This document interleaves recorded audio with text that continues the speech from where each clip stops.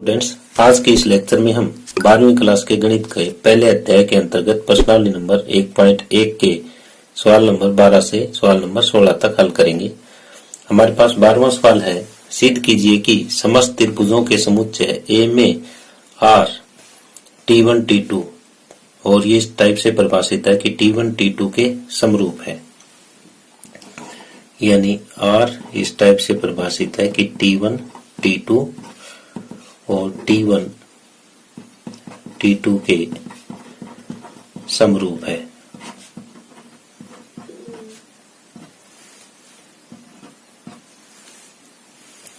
दोबारा परिभाषित संबंध R एक तुल्यता संबंध है। तो इस संबंध को हमें यह दर्शाना है कि ये तुल्यता संबंध है, यानी समतुल्य, सममित और संक्रामक तीनों ही दिखाने हैं। फिर आगे कहता है कि भुजाओं 3, 4, 5 वाले एक समकोण त्रिभुज T1,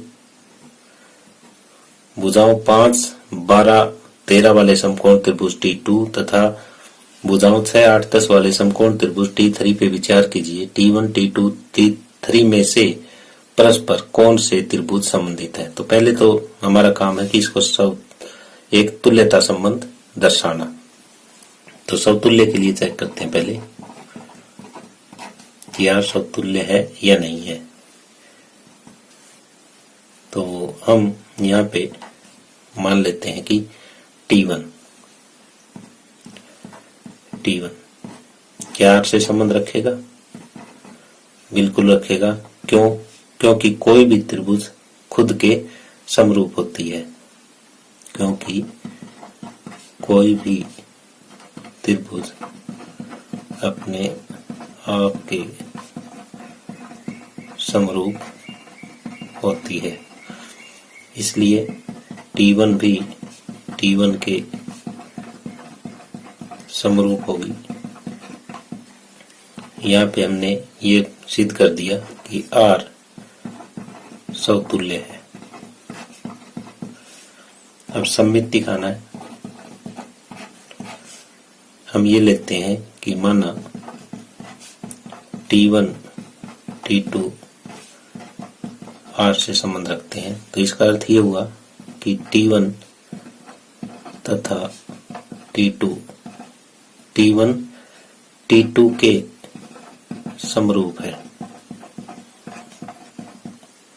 तो T1 अगर T2 के समरूप है तो T2 भी T1 के समरूप होगी। और इसने क्या डिक्लेयर कर दिया, T2 अगर T1 के समरूप है तो T1 भी R से संबंध रखेगा। तो यहां से आया कि R सममित है। अब तीसरी बात संक्रामक सिद्ध करेंगे। संक्रामक में हम ये मान लेते हैं कि माना T1 T2 R से संबंध रखते हैं, T2 T3 भी R से संबंध रखते हैं।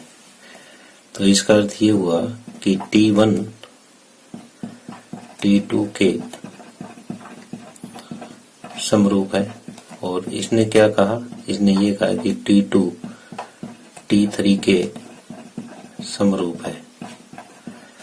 यानी T1 T2 के समरूप है, T2 T3 के समरूप है। तो T1 अपने आप ही T3 के समरूप हो जाएगा। इसने ये डिक्लेयर कर दिया कि T1 T3 के समरूप है। और यहां से क्या आ गया कि R संक्रामक है। तो R हमने समतुल्य सिद्ध कर दिया, R को सममित भी सिद्ध कर दिया, R को संक्रामक भी सिद्ध कर दिया।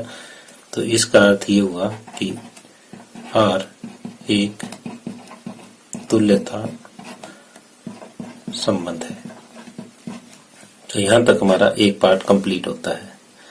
अब ये कहता है कि दूसरे में कि T1 जो है वो एक समकोण त्रिभुज है जिसकी भुजाएं कौन कौन सी है, 3, 4 और 5 है।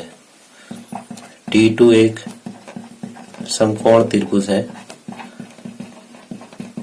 जिसकी भुजाएं कितनी है,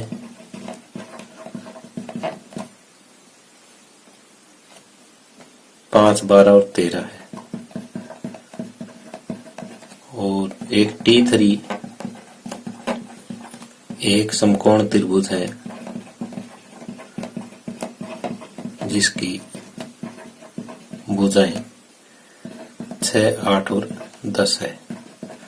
तो इनमें बताना है कि आपस में संबंधित कौन सी है, यानी समरूप त्रिभुजें कौन सी है। तो इनमें समरूप त्रिभुजों में संगत भुजाओं का अनुपात क्या होता है, बराबर होता है। तो यहाँ हम देखते हैं कि T1 और T3 हमें समरूप दिखाई दे रही है।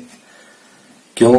क्योंकि जैसे हम 3/6 करते हैं और 4/8 करते हैं, 5/10 संगत भुजाओं का अनुपात ज्ञात करते हैं तो वो क्या है, समान है। तो यहाँ T1 तथा T3 की संगत भुजाओं का अनुपात समान है। अगर ये अनुपात समान है तो इसका मतलब T1 तथा T3 यानी T1 T3 के समरूप है और T3 T1 के समरूप है। तो इसलिए T1 T3 से संबंधित है। बाकी हम देखते हैं कि इसका 5, 12, 13 के साथ भी 3, 4, 5 वाली समरूप नहीं बनती, क्योंकि संगत भुजाओं का अनुपात बराबर नहीं है। इनका भी संगत जो पार्ट है, इनकी संगत भुजाओं का जो अनुपात है वो बराबर नहीं है। तो केवल T1 T3 से संबंधित है, बाकी संबंधित नहीं है। तो इस तरह से हमारा ये 12वां सवाल कंप्लीट होता है। आगे 13वां सवाल है, सिद्ध कीजिए कि समस्त बहुभुजों के समुच्चय A में R बराबर P1 P2 और यहाँ P1 तथा P2 की भुजाओं की संख्या समान है प्रकार से परिभाषित संबंध R एक तुल्यता संबंध है। तो हमें यहाँ पे क्या दिखाना है, R हमें एक संबंध स्थापित दिखा रखा है कि P1 और P2, यहाँ P1 और P2 क्या है, कोई दो बहुभुज है जिनकी संख्याएं समान है। P1 तथा P2 की भुजाओं की संख्या समान है, यानी A कोई समुच्चय ऐसा है जिसमें बहुत सारी बहुभुज है और हमें एक संबंध इस टाइप से स्थापित करना है P1 P2 की P1 और P2 की भुजाओं की संख्या समान है। तो सबसे पहले हम इसे तुल्यता संबंध सिद्ध करेंगे। तो तुल्यता संबंध के लिए समतुल्य चेक करते हैं पहले कि समतुल्य है या नहीं है। कि अब P1 R से संबंध रखेगा। क्यों रखेगा? क्योंकि P1 तथा P1 में भुजाओं की संख्या समान होती है।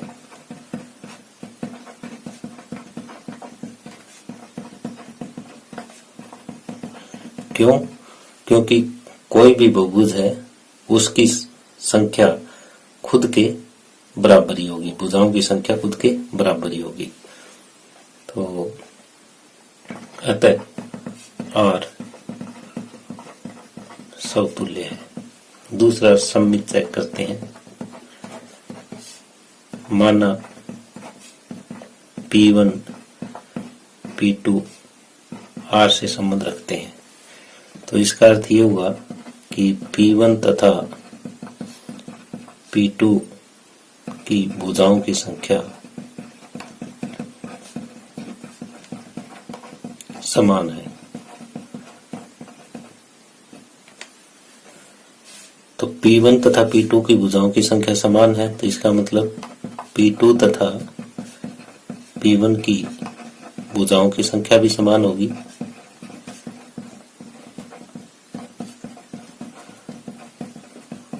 अगर इनकी भुजाओं की संख्या समान होगी तो P2 P1 भी R से संबंध रखेगा और इसका अर्थ ये हो जाएगा कि R सममित है।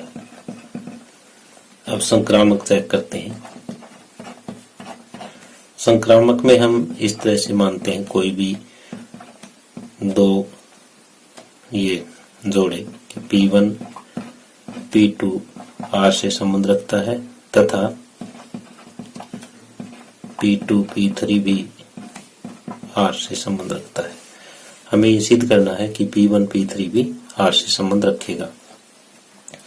तो इसका अर्थ ये है कि P1 तथा P2 की भुजाओं की संख्या समान है।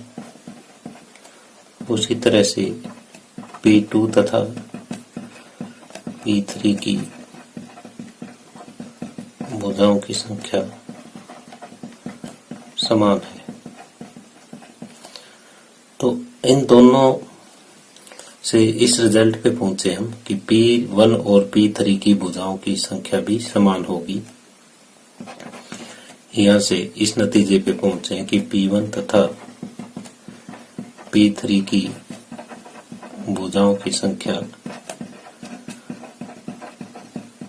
समान होगी। तो अगर इनकी भुजाओं की संख्या समान होगी तो P1 P3 भी R से संबंध रखेगा। तो R यहाँ पे क्या हुआ? R संक्रामक है। तो हमने R को समतुल्य दिखा दिया, सममित दिखा दिया और संक्रामक भी दिखा दिया। तो अतः R एक तुल्यता संबंध है।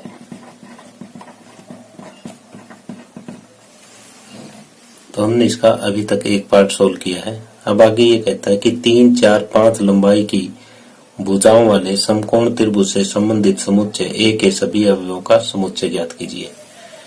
तो समकोण त्रिभुज है,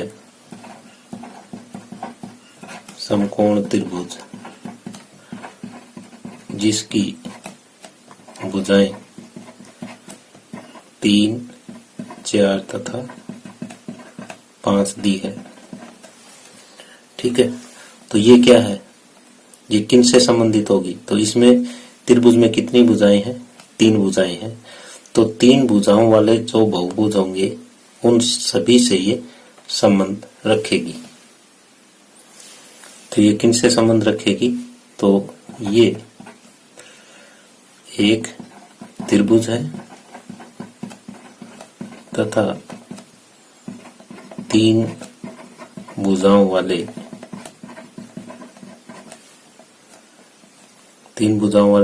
बहुभुजों से संबंध रखेगी। और 3 भुजाओं वाले बहुभुज कौन से होते हैं? सभी त्रिभुज। तो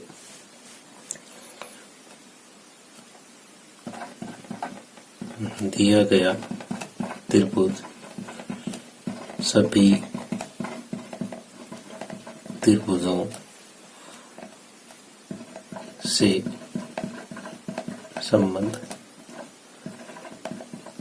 रखेगा जो कि समुच्चय ए में होंगी। तो इस तरह से हमारा 13वां सवाल कंप्लीट होता है। आगे 14वां सवाल है, मान लीजिए कि XY तल में स्थित समस्त रेखाओं का समुच्चय L है और L में R L1 L2 L1 समांतर है L2 के, ये कोई परिभाषित संबंध R है। सिद्ध कीजिए कि R एक तुल्यता संबंध है। यहाँ तक एक सवाल हुआ। आगे कहता है रेखा y बराबर 2x + 4 से संबंधित समस्त रेखाओं का समुच्चय ज्ञात कीजिए। तो जो हमें R दिया हुआ है वो ये है कि L1 L2, यहाँ L1 L2 क्या है? L1 समांतर है L2 के। अब हमें इसे तुल्यता संबंध दर्शाना है। तो तुल्यता के लिए समतुल्य, सममित और संक्रामक तीनों दिखाने होंगे। तो सबसे पहले समतुल्य के ये हम इसे सिद्ध करते हैं कि समतुल्य है या नहीं है। तो हम ये लेते हैं L1 L1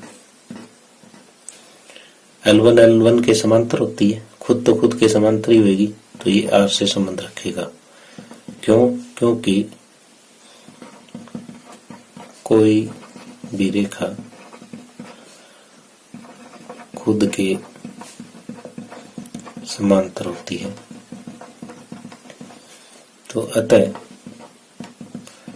L1 भी L1 के समांतर होगी।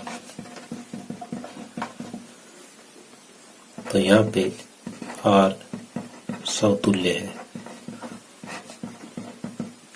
अब दूसरा सममित, हम मान लेते हैं कि माना L1 L2 R से संबंध रखता है, तो इसका मतलब ये हुआ कि L1 समांतर है L2 के।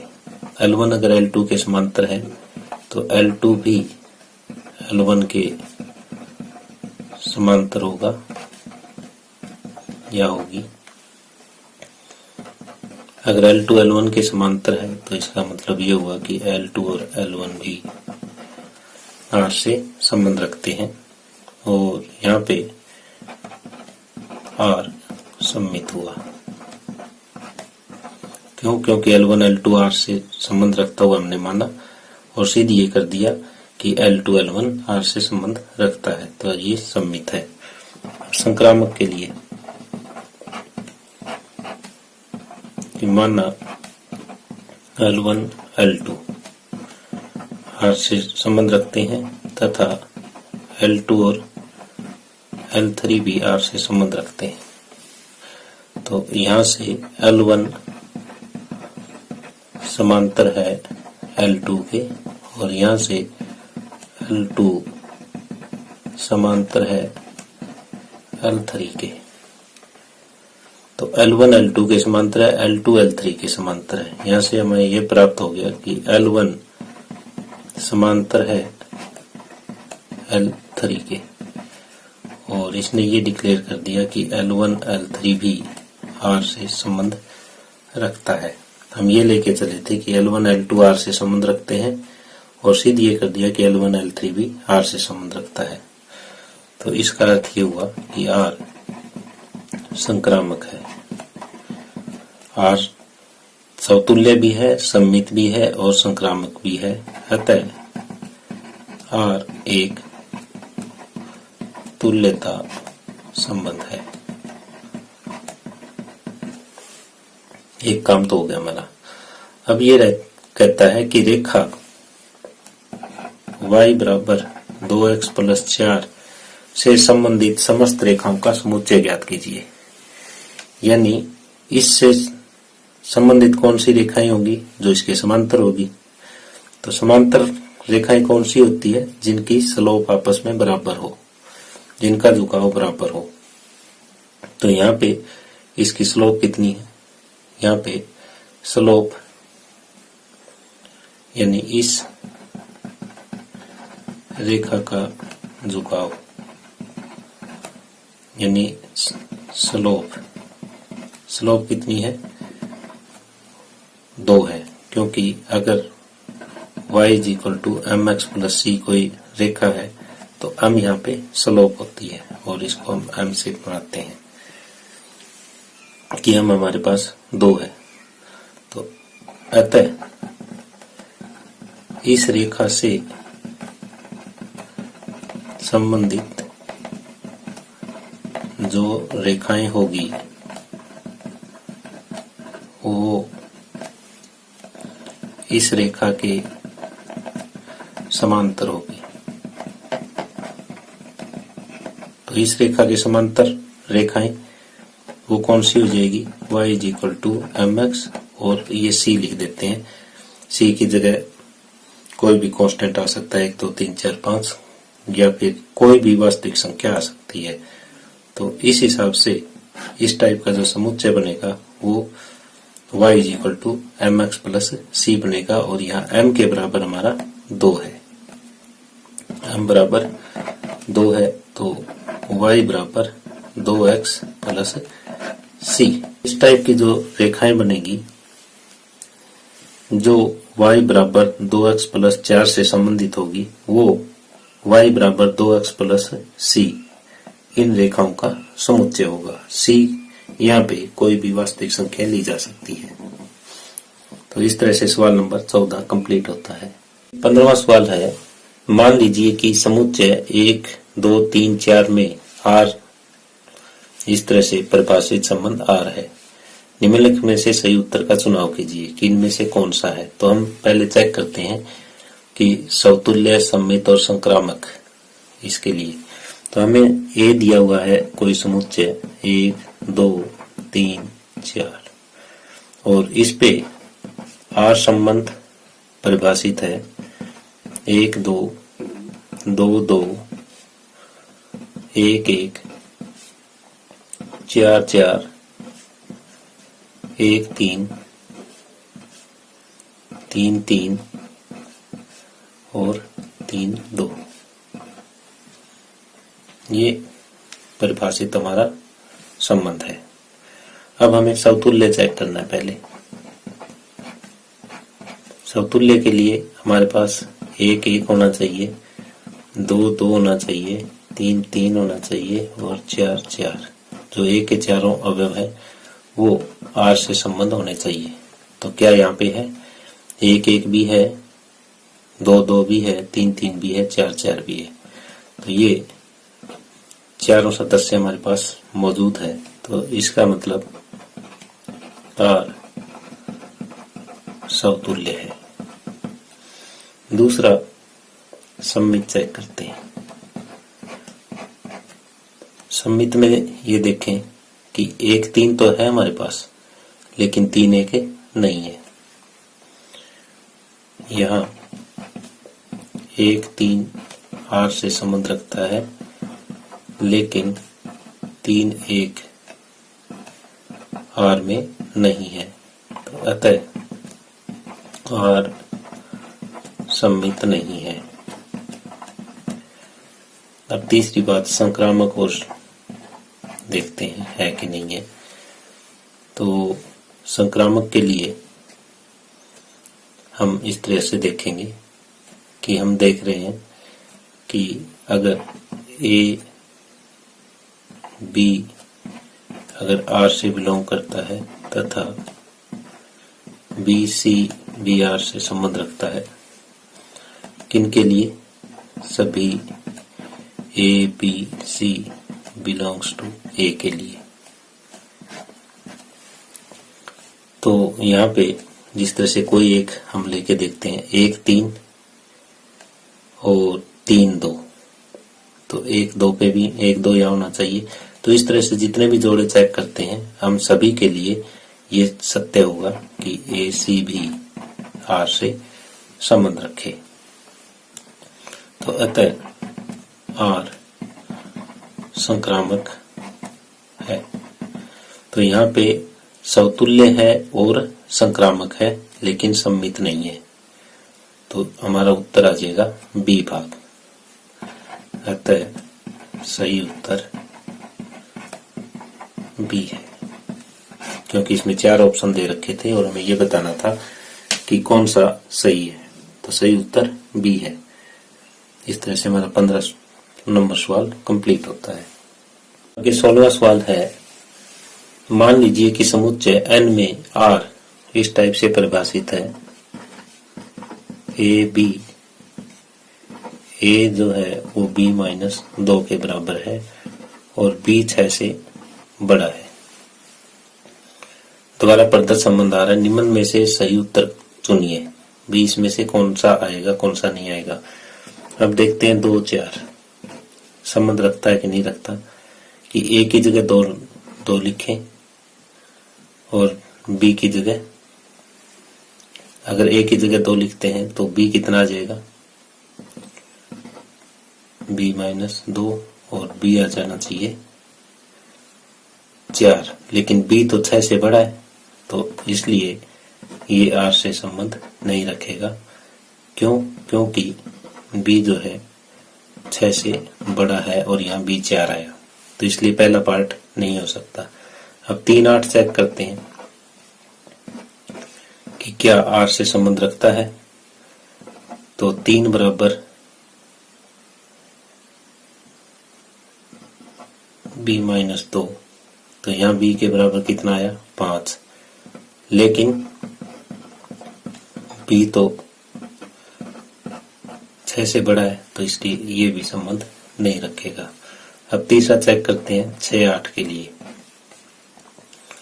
कि a की जगह 6 और यहाँ b कितना हो जाएगा, तो b हो जाएगा 8, तो ये बिल्कुल सही है। तो अतः सही उत्तर सी हो जाएगा। सी होगा। डी के लिए भी आप चेक कर सकते हो, तो सही उत्तर हमारा सी होगा। इस तरह से ये प्रश्न नंबर 16 कंप्लीट होता है और इसी के साथ ही हमारी एक्सरसाइज 1.1 भी कंप्लीट होती है।